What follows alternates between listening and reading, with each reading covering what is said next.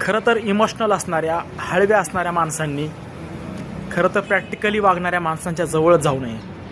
त्याचं कारण असं असतं की इमोशनल जे माणसं असतात हे अतिशय प्रेमळ असतात, मोकळ्या मनाचे असतात आणि त्यांना थोडं कोणी वाईट बोललेलं अजिबात आवडत नाही किंवा ते त्यांच्या फार मनाला लागतं. आणि हे जे प्रॅक्टिकली लोक असतात हे प्रॅक्टिकली लोक स्वार्थी असतात. हे ह्यांच्या स्वार्थासाठी किंवा ह्यांच्या स्वतःच्या फायद्यासाठी किंवा ह्यांच्या भावनिक नीडसाठी हे या लोकांना जवळ करतात आणि पुन्हा त्यांना त्या लोक नकोसे वाटले की त्यांना पुन्हा ते लांब करून टाकतात.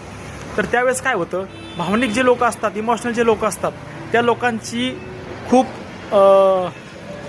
अडचण निर्माण होते की बाबा की मी एवढं एखाद्या गोष्टीमध्ये एवढं काय दिलं आहे पण तरीसुद्धा समोरच्या व्यक्तीने माझ्यासोबत असं का वागलं असेल किंवा असं का केलं असेल, या गोष्टीच्या विचारांमध्येच त्या व्यक्तीसोबत म्हणजे अनेक त्याला वेदना होतात.